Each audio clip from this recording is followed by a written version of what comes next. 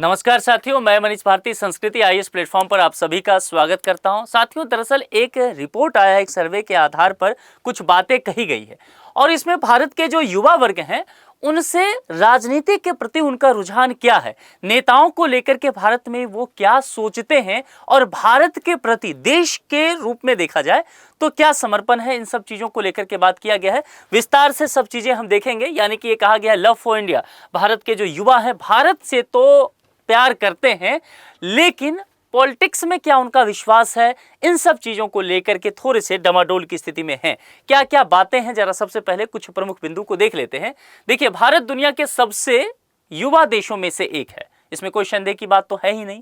जहां 15 से 29 वर्ष की आयु के लगभग 420 मिलियन युवा रहते हो, जो देश की कुल जनसंख्या का अगर बात करेंगे तो 29% तक चला जाता है। अब निश्चित तौर पर अगर जो देश इतना युवा होगा, जहां पर इतनी युवा आबादी रहती होगी, उस युवाओं की सोच क्या है, उस युवाओं की पहचान क्या है, वो नागरिक जीवन में किस तरह से भागीदार ले रहे हैं, इन सब चीजों को लेकर के एक रिपोर्ट वाइब तैयार किया गया। वही बातें यहां पर जो है झलकने को दिखता है। यह भारत में युवा सक्रिय नागरिकता पर पहला राष्ट्रीय सर्वेक्षण है, जिसे यूथ की आवाज द्वारा YLAC सिनर्जी संस्थान और प्रोजेक्ट पोटेंशियल के सहयोग से किया गया है। वाइब रिपोर्ट के कुछ निष्कर्ष जो आए हैं उसको देखिए।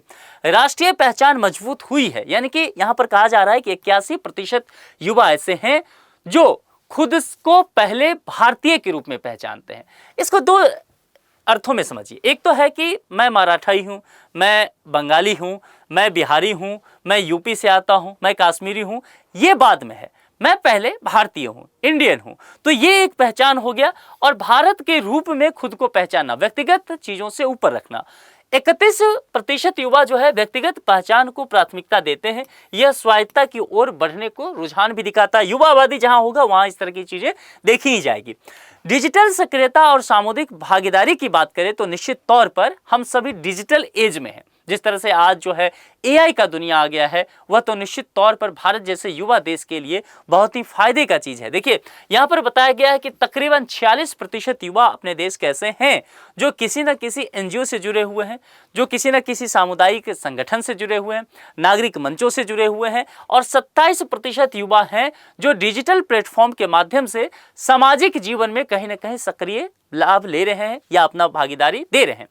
अब देखिए, यहां पर पारंपरिक राजनीति से दूरी को लेकर के जब बात किया गया इनसे, तो 29% युवा पूरी तरह से राजनीतिक जुड़ाव से बचते हैं, ये राजनीति में नहीं आना चाहते हैं। 26% युवा जो है किसी पार्टी से तो नहीं जुड़े हैं लेकिन राजनीतिक चर्चाओं में बढ़ चढ़ के भाग लेते हैं। और 11% युवा जो है किसी राजनीतिक दल से औपचारिक सदस्य हैं, यानी कि यह संख्या केवल 11% है, यह ध्यान रखना है आपको। मतदान ना करने के प्रमुख कारण को लेकर के जब बात किया गया, लोकसभा चुनाव 2024 को ध्यान में रखते हुए, लोकसभा चुनाव 2024 जो रहा ये क्या था, 18वीं लोकसभा चुनाव था। इसको लेकर के जब बात किया गया तो 43% जो है युवा मतदान के लिए घर नहीं जा सके, मतलब कहीं जॉब करते थे, कहीं पढ़ाई कर रहे थे तो वापस घर नहीं जा सके। और 18% युवा जो कह रहे हैं राजनीतिक दलों पर भरोसा ना होने के कारण वोट नहीं दिया। इनका कहना है कि हम किसी भी पार्टी को वोट दें, वो भ्रष्टाचार कर ही रहा है, समाज के लिए बेहतर काम कर नहीं रहा है, तो वोट देने का क्या मतलब है। इसकी तादाद 18% हो गया है, तो सोचने की आवश्यकता है। और 43% जो मतदान करने वाले युवा हैं वो कहते हैं कि मैं वोट तो करना चाहता था लेकिन मैं घर ही नहीं जा पाया। जैसे कि मान लेते हैं कुछ युवा ऐसे हों जो गोरखपुर के रहने वाले हों और वह दिल्ली में कामकाज करते हों, पढ़ाई करते हों, लेकिन वह गोरखपुर जाना चाहते हो, उस वक्त टिकट नहीं मिल पाया, या जहां पढ़ाई करने थे, एग्जाम था, कुछ भी था, वो नहीं जा पाए तो वोट नहीं दे पाए चाहत होने के बाद। तो कुल मिलाकर के चुनाव आयोग को अब ये सोचने की भी आवश्यकता है कि इसके लिए क्या वैकल्पिक व्यवस्था किया जाए कि अगर कोई व्यक्ति बिहार का है और बेंगलोर में रह रहा है तो बेंगलोर से ही कैसे वोट दे सकता है। और आज के डिजिटल दुनिया में क्या ये सब चीजें किया जा सकता है। क्या आधार, अभी देखेंगे आया कि आधार कार्ड से जो है वो वोटर ID कार्ड को जोड़ दिया जाए, तो क्या ये सब उसी के लिए एक कदम है कि आप कहीं भी रहिए, किसी भी बूथ पर जाकर के आप अपने ही कैंडिडेट के लिए वोट दे सकें। क्या ऐसा कुछ पॉसिबल है, उस पर बात किया जाएगा। सामाजिक उद्यमिता में रुचि लेने को लेकर के 49% युवा जो है सामाजिक उद्यम शुरू करना चाहते हैं और ये भारत के लिए, युवा भारत के लिए बहुत ही बेहतर कदम है, क्योंकि भारत में बेरोजगारी बहुत अधिक है और बेरोजगारी को खत्म करना है तो निश्चित तौर पर सामाजिक उद्यम में युवाओं को हाथ बटाना ही पड़ेगा। प्रमुख बाधाएं क्या है, तो 58% जो कह रहे हैं कि हमारे पास फंड नहीं है, आइडिया है है ना, लेकिन पैसा ही नहीं है जो काम करे। और 39% कह रहे हैं कि मेंटरशिप की कमी है। पैसा भी है, आइडिया भी है, लेकिन कोई गाइडेंस मिल जाता ना तो बड़ा अच्छा रहता। पहले से जानकार आदमी होता, थोड़ा अनुभवी होता तो हमें गाइडेंस मिलता। यानी कि ये चीजें भी सरकार को सोचने की आवश्यकता होगा। मजबूत नागरिक जुड़ाव को लेकर के बात किया गया। 73% युवा कभी कभार स्वयं सेवक के रूप में काम करते हैं, ये अच्छी बात है। यानी कि एज ए वॉलंटियर वो कहीं न कहीं अपनी जो है सहभागिता दिखाते हैं सामाजिक कामों में।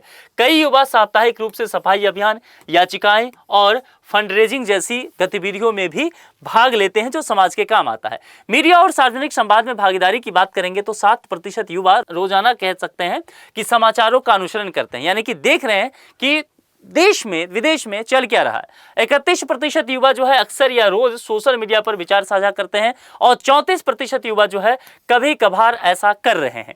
डेटा संग्रह की दायरा की अगर बात किया जाएगा तो इस रिपोर्ट में 4972 युवाओं की प्रतिक्रियाएं ली गई, जो कि जून से अगस्त 2024 का समय अवधि था। यह सर्वेक्षण यह दिखाता है कि युवा जो है, चाहे वो नागरिक जीवन को लेकर के बात करें, संस्थाओं में भरोसा को लेकर के बात करें, भागीदारी को लेकर के बात करें, नए स्वरूप को किस तरह से अपना रहे हैं। वाइब रिपोर्ट को लेकर के हमने पहले भी चर्चा किया। Voices of inclusion, belonging and empowerment report, Bharat में युवा सक्रिय नागरिकता, एक्टिव सिटीजनशिप पर आधारित ये पहली राष्ट्रीय सर्वेक्षण रिपोर्ट है। ध्यान दीजिएगा, ये पहली है, ये इंपॉर्टेंट होगा, परीक्षा वगैरह में भी इसे पूछा जा सकता है। रिपोर्ट का उद्देश्य क्या था?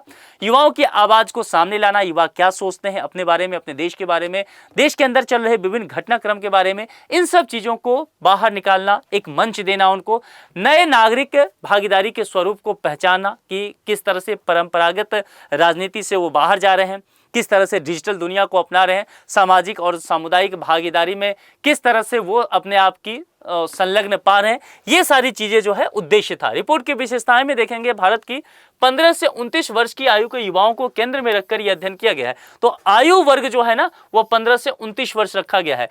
यह डेटा, अब देखिए 29 से अधिक के जो हो गए, 30 के हो गए, अपने आप को बूढ़ा नहीं मान लेना है।